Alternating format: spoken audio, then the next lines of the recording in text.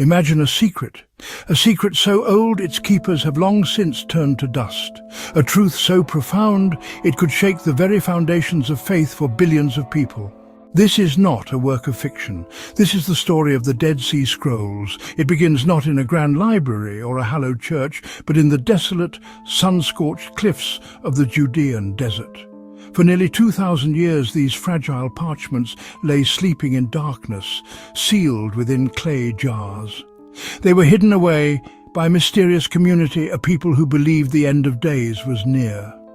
They guarded texts that would one day be called the greatest archaeological discovery of the 20th century.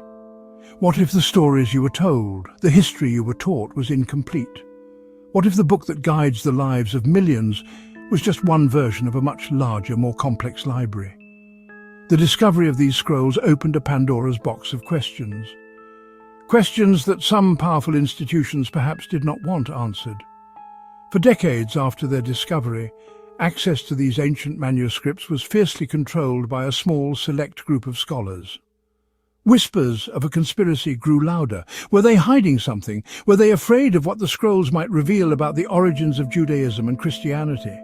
The silence from the academic world was deafening, and it only deepened the mystery. The story starts with a simple, almost biblical scene: a young shepherd boy, a lost goat, and a curious stone. That single stone, tossed into the mouth of a dark cave, would shatter our understanding of the past. It would echo through time, challenging long-held beliefs and forcing us to reconsider the very narrative of Western religion. These scrolls were not just old copies of the Bible. They contained books that were edited out prophecies that were ignored. The year was 1947. The world was still healing from the wounds of a global war. In the quiet, barren landscape near the Dead Sea, a young Bedouin shepherd named Muhammad ed-Dib was tending his flock. Life here was simple, dictated by the sun and the seasons. But on one fateful day, his routine was broken.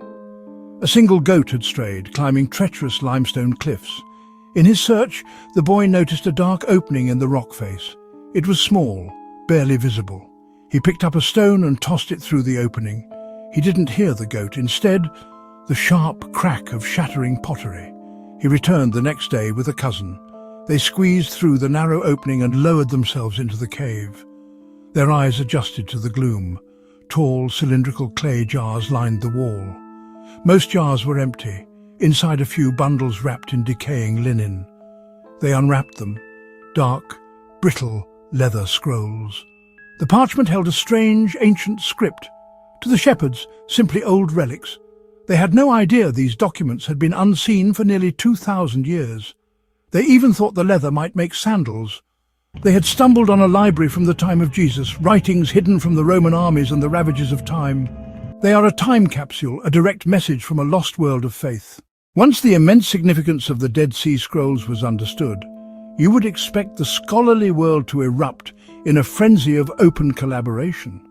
You would expect a rush to publish, to share these incredible texts with humanity. But what happened was the exact opposite. For nearly 40 years after their initial discovery, the scrolls became the private property of a very small international team of editors. This committee, based at the Rockefeller Museum in Jerusalem, held a complete monopoly over the unpublished fragments. They worked at a glacial pace, releasing only trickles of information to a public and an academic community that were hungry for knowledge. This tight control inevitably led to accusations and whispers of conspiracy. Why the secrecy? The team was composed almost entirely of Christian scholars, leading many to speculate that they were deliberately suppressing information that could be damaging to Christian doctrine. Were the scrolls revealing a different version of history? A version where the origins of Christianity were more complex, more rooted in Jewish sectarianism than the Church was willing to admit? The committee denied these claims, citing the painstaking and delicate nature of their work. They argued that the thousands of tiny, fragile fragments required immense time to piece together, like a near-impossible jigsaw puzzle. But the excuses wore thin as the years turned into decades. Scholars from around the world were denied access, their requests to see photographs of the fragments systematically rejected. The situation became a scandal in the academic world. The dam of secrecy finally broke in the early 1990s. For centuries, the Bible was seen by many as a single, divinely inspired and unchanging text. The Old Testament, in particular, was believed to have been passed down through generations with meticulous accuracy by scribes. The Dead Sea Scrolls shattered this illusion completely. Within the caves of Qumran, archaeologists discovered not one version of the Hebrew Bible, but many. They found copies of biblical books that were 1,000 years older than any previously known Hebrew manuscripts. The Dead Sea Scrolls shattered this illusion completely. It was a fluid, evolving collection of writings. Among the scrolls were versions of books like Samuel, Jeremiah, Psalms, that were significantly different from the ones we read today. Some sections were longer, others were shorter, and the wording was often different. This showed that during the Second Temple period, the era when Jesus lived, there was no single standardized Bible. Instead, various Jewish communities used different versions of the sacred texts. The idea of a fixed and final canon had not yet been established. The scrolls gave us a snapshot of the Bible in a state of flux. Even more shocking was the discovery of books that are completely absent from today's Bible. The Book of Enoch, the Book of Jubilees, the Genesis Apocryphon were clearly considered sacred and important by the Qumran community. Amidst the hundreds of parchment and papyrus scrolls, one discovery stood apart from all the rest. It was not made of leather, and it did not contain religious laws or biblical commentary. It was a scroll of pure copper, its message hammered into the metal. When it was found in Cave 3 in 1952, it was so corroded and brittle that it could not be unrolled. Scholars had to cut it into 23 separate strips to read its contents. And what it revealed was, honestly, pretty breathtaking. It was not a sacred text, it was a list of 64 locations where an immense treasure of gold and silver was allegedly hidden. The language of the copper scroll is unlike the other scrolls. It is direct, practical, and honestly, just tantalizing.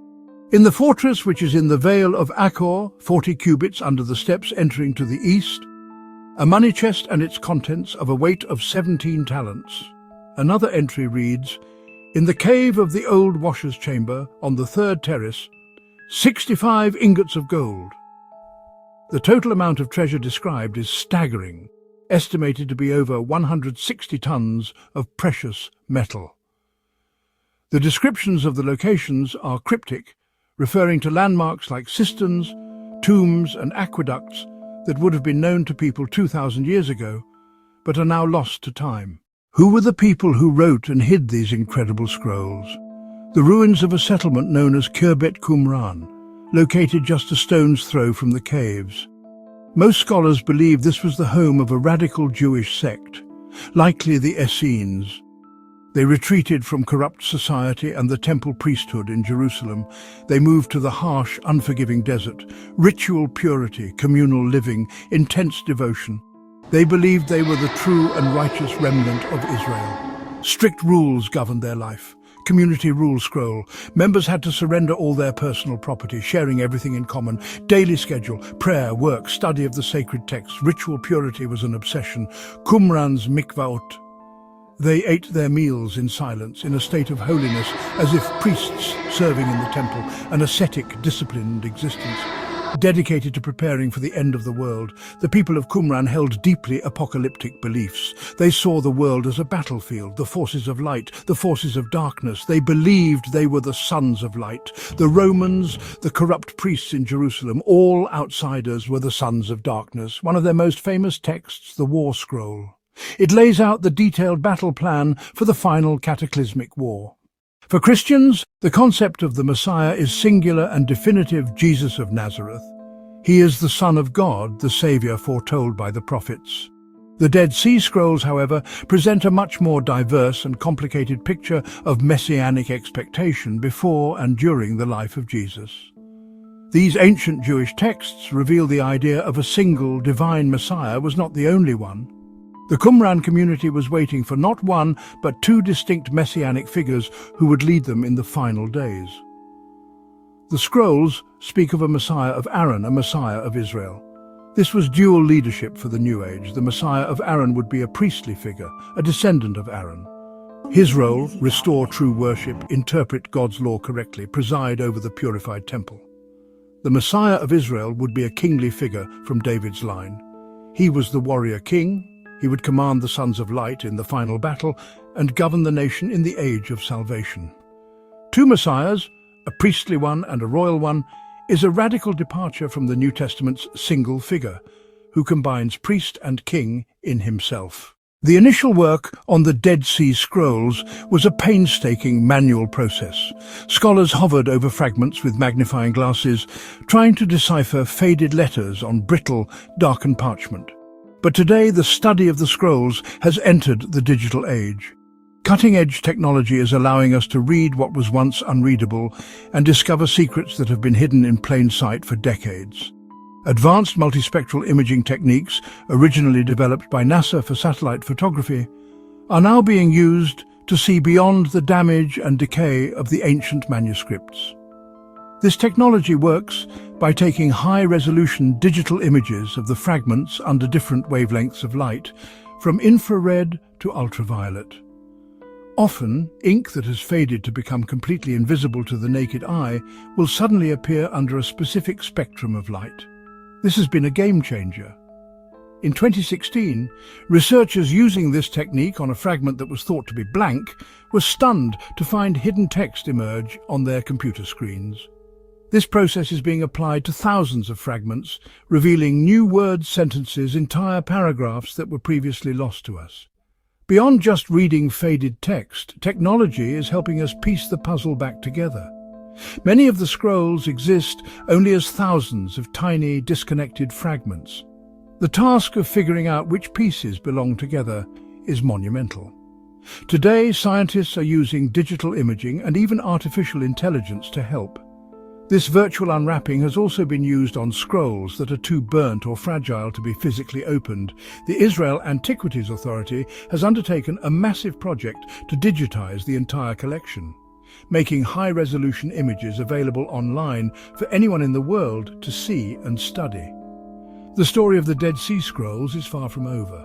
In 2017, archaeologists announced Cave 12, the first new scroll cave in over 60 years. It had been looted but contained broken storage jars and a blank parchment, proving it once held scrolls. That find reignited hope that pristine caves still exist, their contents waiting for a modern explorer. Then there's the enduring mystery of the Copper Scrolls treasure. Is it a real physical hoard waiting to be unearthed, or a symbolic allegory? The landscape has changed so much in 2,000 years that identifying its landmarks is nearly impossible. Yet the allure of 160 tons of gold and silver is hard to resist. The scroll is a unique artifact, a puzzle that has stumped historians, archaeologists, and treasure hunters for decades. Its secrets remain locked by time. The Dead Sea Scrolls remind us our knowledge of the past is incomplete. History is not a finished book, but an ongoing investigation. The echoes from Qumran remind us the next great discovery might be just one thrown stone away.